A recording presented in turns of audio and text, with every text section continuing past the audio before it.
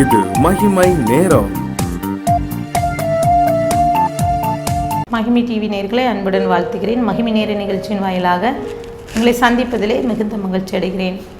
நாம் தொடர்ந்து சிந்தித்து பார் என்ற தலைப்பின் கீழே தியானித்து வருகிறோம்.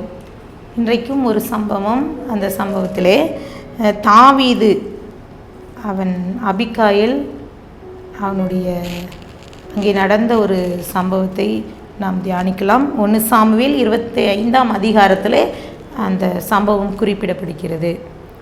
1 சாமுவேல் 25:2 மாகோனிலே ஒரு மனுஷன் இருந்தான். அவனுடைய தொழில்துறை கர்மேலில் இருந்தது. அந்த மனுஷன் மகாபரி குடித்தனம் காரணமாயிருந்தான். அவனுக்கு 3000 ஆடும் 1000 வெள்ளாடும் இருந்தது. அப்பொழுது கர்மேல் தன் ஆடுகளை மயிர் கத்தரித்து கொண்டிருந்தான். அந்த மனுஷனுக்கு நாபால் என்றும் அவன் மனைவிக்கு அபிகாயில் என்றும் பெயர். அந்த ஸ்திரீ மகா புத்திசாலியும் ரூபவதியுமாயிருந்தாள். அந்த புருஷனோ முரடனும் துரோகிருதமாயிருந்தான். அவன் காளைப்புடைய சந்ததியான். இங்கே ஒரு சம்பவம் குறிப்பிடப்பட்டிருக்கு. ஒரு குடும்பம்.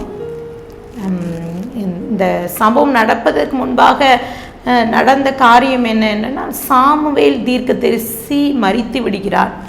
அந்த துக்கத்தில் இஸ்ரவேல் ஜனங்கள் அங்கே துக்கம் கொண்டாடி கொண்டிருக்கிறார்கள். தாவீது அவன் எழுந்து புறப்பட்டு வனாந்திரத்துக்கு செல்கிறான். அந்த வனாந்திர பயணத்திலே ஒரு குடும்பத்தை சந்திக்கிறான். நாபால் அபிகாயில் குடும்பம். நடந்த சம்பவம் என்ன, நாபால் ஒரு மிகப்பெரிய செல்வந்தன். அவனுக்கு அநேக ஆடுகள் இருக்குது. அவன் அநேக வியாபார ரீதியாக நன்றாக வளர்ந்தவன். அப்போது தாவீது உதவி கேட்பதற்காக தன் நண்பர்களை அனுப்புகிறான்.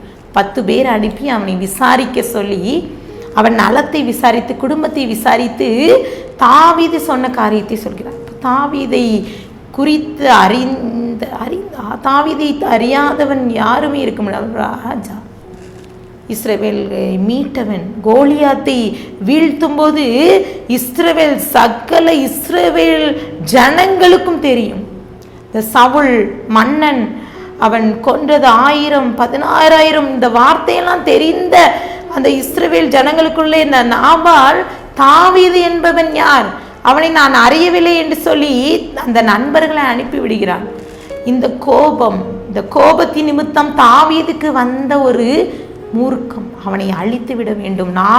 நாளை காலை நாபாலின் குடும்பத்தில் ஒரு நாய் கூட இருக்கக்கூடாது என்று சொல்லி அனுப்பிவிடுகிறான். இங்கே நடந்த சம்பவம்.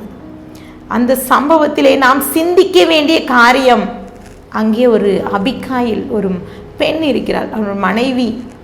அவள் தீவிரமாய் புறப்படுகிறாள். பாருங்க, அந்த பெண் தன்னுடைய கணவரை குறித்து சொல்கிறான். அவன் ஒரு துரோகிருதனா இருக்கான். அவன் ஒரு மூர்க்க வெறி படைத்தவன். அவன் குடிகாரன். அவன் சிந்தனை இப்படிதான் இருக்கும். அவன் அங்க வாதாடலை. இப்படி சொல்லிட்டீங்களேன்னு சொல்லி அங்கே சண்டை போடவில்லை. அவன் துரிதமாய் செயல்படுகிறாள். அவள் செய்த ஒரு காரியம் என்னன்னா, ஒரு வேளை நம்மளும் கூட இந்த மாதிரிலாம் ப்ரிப்பேர் பண்ணி எதுவுமே செய்ய முடியாது. தாவீது அவன் மனதை மாற்றுவதற்காக அவன் தீவிரமாய் 200 அப்பங்கள், 2 துரத்தி திராட்சரசம், சமைத்த 5 ஆடு, 5 படி வறுத்த பயிறு, வச்சலாக்கப்பட்ட 100 திராட்சை கொலைகள், 200 அத்திப்பழ அடைகள், வச்சலாக்கப்பட்ட அத்திப்பழ அடைகள் எல்லாம் எடுத்து ஒரு கழுதை மேலே ஏறி தீவிரமாக போகிறான். அங்கே நடந்த சம்பவம்னா, தாவீதுக்கு அவன் எதிர்கொண்டு போய் அவன் செய்த காரியம் 1 சாமுவேல் 25:23 அபிகாயில் தாவீதை காண்கையில் தீவிரமாய் கழுதையை விட்டு இறங்கி அவள் சொல்கிற தாவீதுக்கு நேராக தரையிலே முகங்குப்புற விழுந்து பணிந்து கொண்டாள் என்று சொல்லி அங்கே குறிப்பிடப்பட்டிருக்கிறது. ஆம் பிரியமானவர்களே, இன்றைக்கு சிந்தனைக்கு எடுத்துக்கொள்ள வேண்டிய காரியம் என்னவென்றால் மன்னிப்பு. தாவீது இந்த அபிகாயிலை மன்னித்தார். அவன் குடும்பம் அவனுடைய கணவர் செய்த தவறுக்காக மனைவி அவன் தரையிலே விழுந்து மன்னிப்பு கேட்க அவர் மன்னிப்பை பெற்று கொடுக்கிறார். அவர் தாவீது சொல்கிறார் பாருங்க, 1 சாமுவேல் 25:34, நீ தீவிரமாய் என்னை சந்திக்க வராமல் இருந்தேயானால் பொழுது விடியும் மட்டும் நாபாலுக்கு ஒரு நாய் கூட உயிரோட வைப்பதில்லை என்றும் உனக்கு பொல்லாப்பு சொல்ல எனக்கு இடம் கொடாதிருக்கிற இஸ்ரவேலின் தேவனாகி கர்த்தரின் ஜீவனை கொண்டு மெய்யாய் சொல்லுகிறேன் என்றார். பாருங்க, ரொம்ப அருமையான ஒரு சம்பவம். தன் கணவர் செய்த தவறுக்கு மனைவி போய் நிற்கிறது எவ்வளோ ஒரு பெரிதான ஒரு விஷயமா இருக்குது. இங்கே 1 சாமுவேல் 25:35 போடப்பட்டிருக்க, அவள் தனக்கு கொண்டு வந்ததை தாவீது அவள் கையிலே வாங்கி கொண்டு அவளை பார்த்து, நீ சமாதானத்தோടെ உன் வீட்டிற்கு போ, இதோ நான் உன் சொல்லை கேட்டு உன் முகத்தை பார்த்து இப்படி செய்தேன் என்றார். இன்றைக்கும் கூட இந்த சிந்திக்கிற இந்த வார்த்தை ஒருவேளை மன்னிப்பை குறித்து தான். மன்னிக்கிற குணம் நமக்கு வேண்டும். தாவீது எவ்வளவு பெரிய ராஜாவாக இருந்தாலும் தன்னை பணிந்து கொண்ட ஒரு பெண், தனக்கு துரோகம் செய்த குடும்பமாக இருந்தாலும் மன்னித்தார். இன்றைக்கும் கூட உங்களுடைய கணவர் ஏதோ தவறு செய்து கொண்டிருக்கலாம், அவர் நிமித்தம் ஒரு பிரச்சனை இருந்திருக்கலாம், அதனால குடும்பங்கள் பிரிந்து கிடக்கலாம். நன்றாக யோசித்து பாருங்க, நம்மளுடைய குடும்பத்திலும் கூட இப்படிப்பட்ட பிரச்சனைகள், கணவன் நிமித்தம், மனைவி நிமித்தம், ஏதோ ஒரு பிரிவினை, பிள்ளைகள் நிமித்தம் ஏதோ பிரச்சனை வருதா, மற்றவர்களோடு போய் ஒப்புரவாகுங்க. இன்றைக்கு அந்த அபிகாயில் தீவிரமாய் போனது நிமித்தம் அந்த குடும்பத்திலே சமாதானம் வந்தது, அந்த குடும்பம் காக்கப்பட்டது. தாவீதினிடத்திலே, ஒரு ராஜாவினிடத்தை மன்னிப்பை பெற்றுக்கொண்டாள்.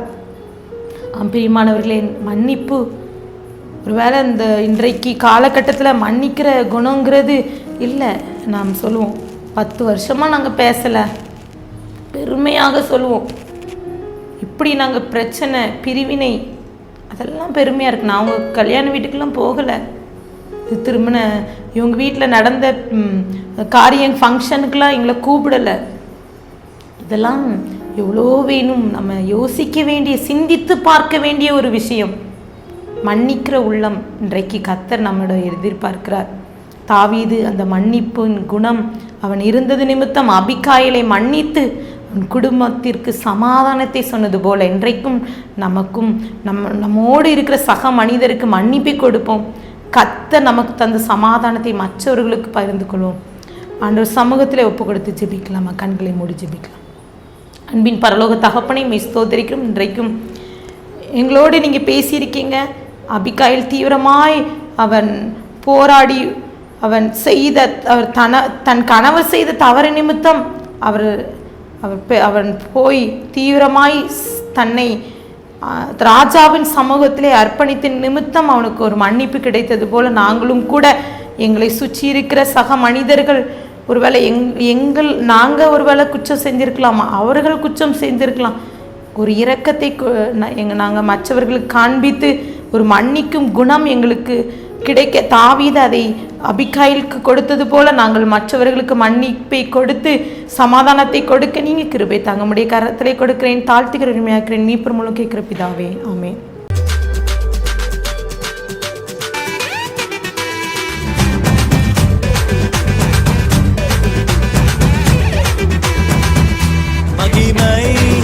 மகிமை